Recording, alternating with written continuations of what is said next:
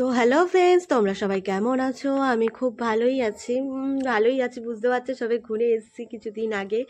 আর ভিডিওগুলো সত্যি বলতে তোমাদের কাছে দিতে একটু লেট হয়ে যাচ্ছে, তোমরা কিছু মনে করো না, কারণ জগদ্ধাত্রী পুজো অনেক দিন আগেই চলে গেছে।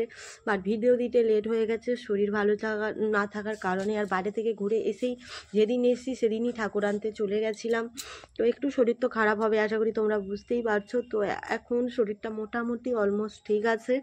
তো প্রচুর মজা করছিলাম ভাসানোর দিনে। আমাদের এখানে জগদ্ধাত্রী পুজোটা আজ যাই হোক যেমন হোক, জগদ্ধাত্রী পুজোটা বেস্ট, সবসময় ভালো হয়।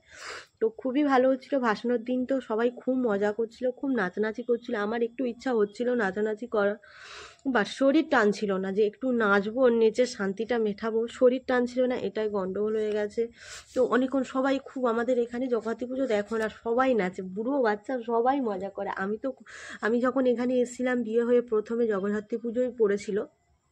তো খুব মজা হয়েছিল। আর মানে মজাটা যে কী হয়েছিল তোমাদেরকে আমি কি বলবো, খুব ভালো লাগছিল। সে বছর প্রথম জগদ্ধাত্রী পুজো, আর অন্যরকম মজা হয়েছে। তখন আমি বুঝতে পারিনি, আর আস্তে আস্তে যখন পুরনো হয়ে যাচ্ছে আরও মজাটা বুঝতে পারছি, ভালোও লাগছে।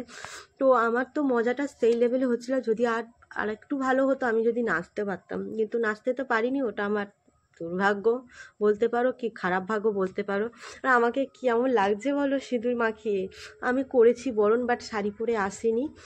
তো চুড়িদার পরেই বরণ করেছি।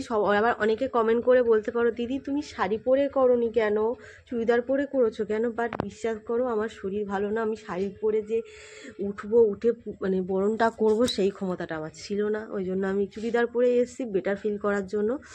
তো তোমাদের কাছে ভিডিওটা কেমন লাগছে আমাকে অবশ্যই কমেন্টে জানিও। তো যদি ভিডিওটা ভালো লাগে, like, comment, share and subscribe করে দিও। দেখা হচ্ছে একটা নতুন ভিডিওতে। যতক্ষণ তোমরা সুস্থ থেকো, ভালো থেকো, সবাইকে ভালো রেখো, টাটা।